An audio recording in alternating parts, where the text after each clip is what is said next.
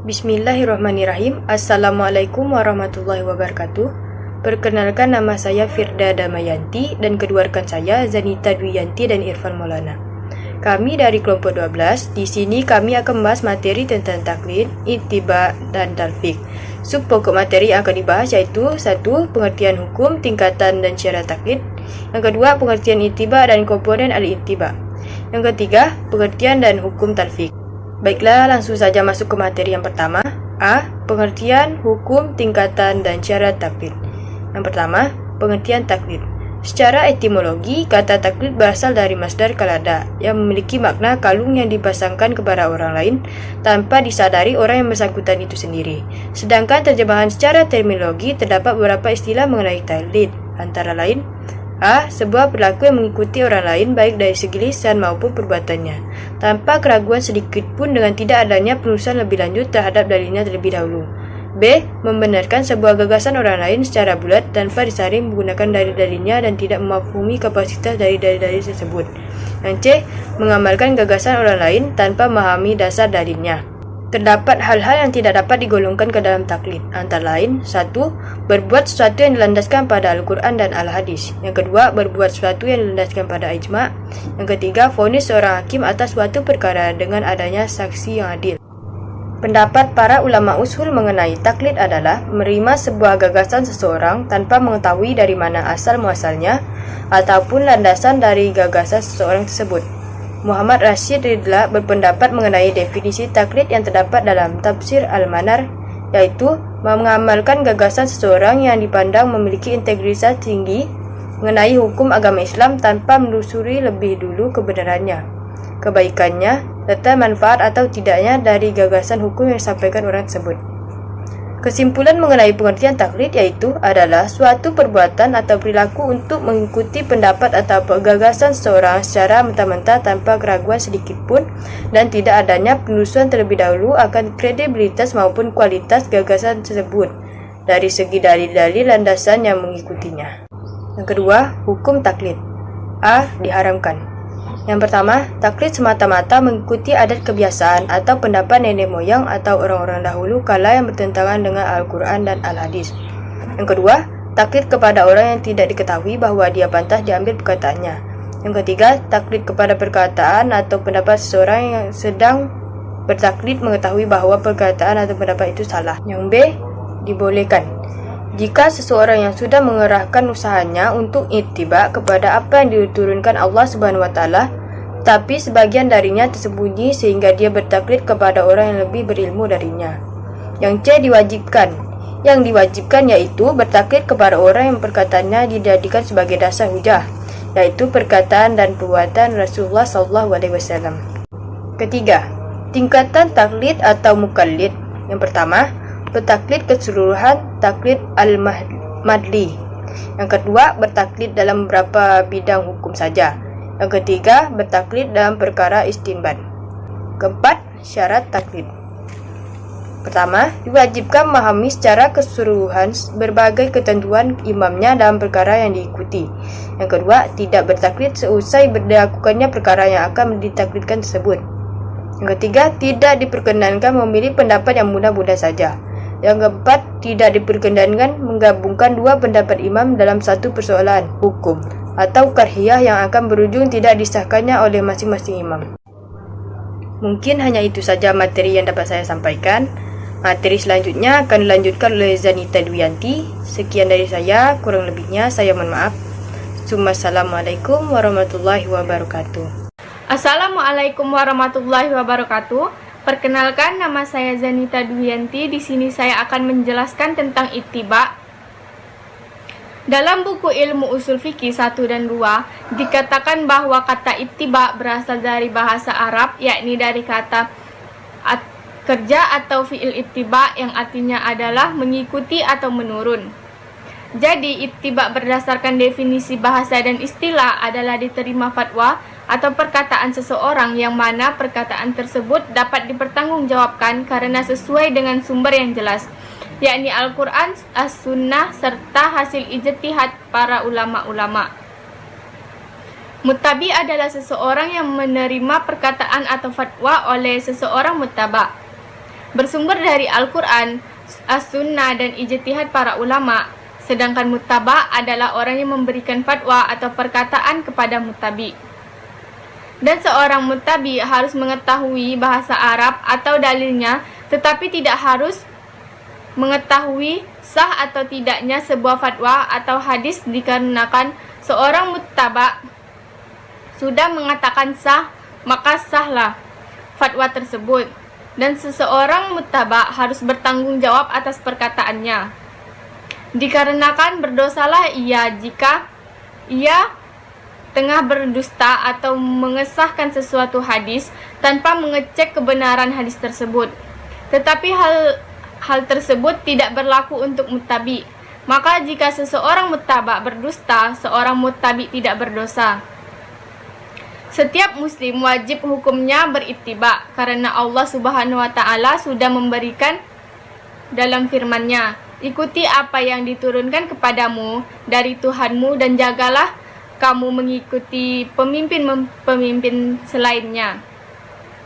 Dari ayat di atas, Allah telah memerintahkan bahwa seseorang hamba harus mengikuti perintahnya, dan perintah-perintah tersebut merupakan wajib bagi setiap muslim. Dimulai munculnya ittiba sejak zaman Nabi dan seterusnya hingga sekarang. Dijelaskan dalam Al-Quran, Quran Surah Ali Imran ayat 31, bahwa dalam firman Allah tersebut telah diperintahkan untuk berittiba kepada Rasulullah, dikarenakan beliau mempunyai banyak kemuliaan yang lebih utama dari Nabi sebelum-sebelumnya. Maka beliau yang dapat dijadikan suri atau teladan, serta diikuti dan dipegang teguh ajarannya, dan mengamalkan apa yang telah diajarkan dari Allah kepadanya. Menurut Ibnu Taimiyah, pilar kebahagiaan setiap muslim bagi kehidupan dunia dan akhirat kelak adalah berittiba kepada Rasulullah. Ibnu Taimiyah berkata bahwa pilar kebahagiaan sa'adah dan hidayah adalah dengan mengikuti Rasulullah. Sebaliknya, pangkal kesehatan dan kesengsaraan dikarenakan menyelisihkannya. Sesungguhnya setiap kebaikan di penjuru alam semesta ini, baik yang sifatnya umum maupun khusus, sumbernya dari utusan Rasul. Begitu pula dengan semua keburukan yang menimpa umat manusia di alam semesta adalah karena menyimpan terhadap petunjuk Rasul dan tidak mengetahui ajarannya. Maka kebahagiaan dan kehidupan duniawi dan ukhrawi adalah dikarenakan ittiba kepada risalnya. Risalah kepada Nabi Muhammad sangat dibutuhkan untuk seluruh makhluk.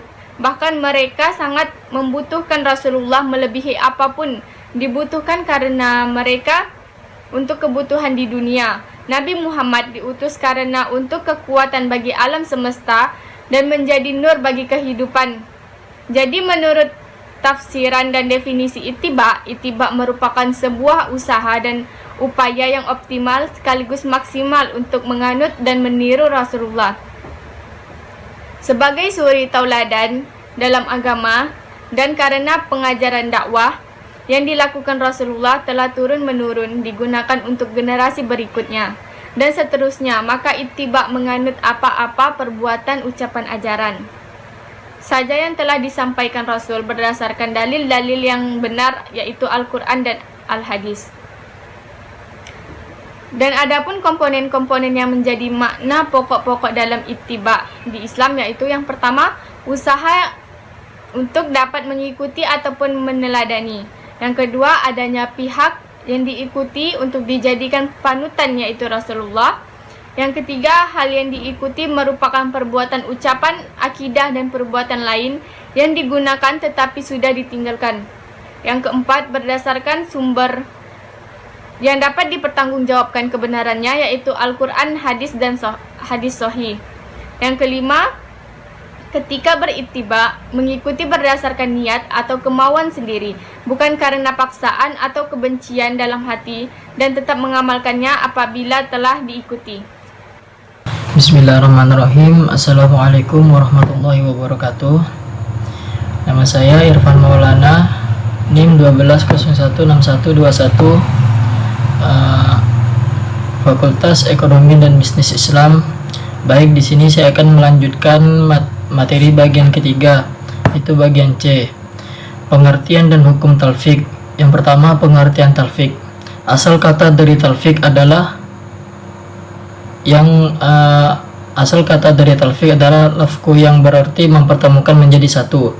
Sedangkan makna talfik dalam ilmu usul fiqh yaitu mengamalkan satu hukum yang terdiri dari dua madhab atau lebih.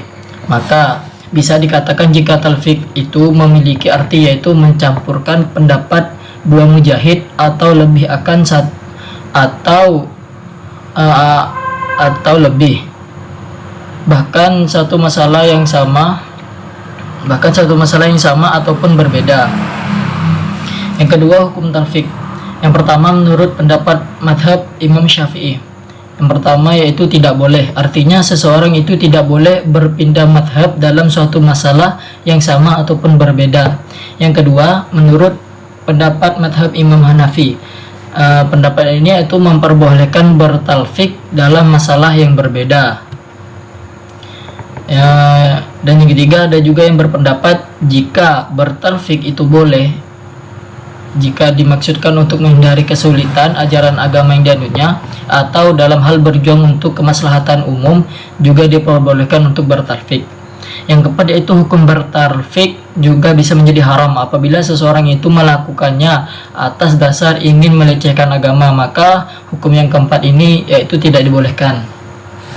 Baik, kesimpulannya yaitu secara etimologi kata talfik tersebut yaitu berasal dari masdar qallada yang memiliki makna kalung yang dipasangkan kepada orang lain tanpa disadari orang yang bersangkutan itu sendiri.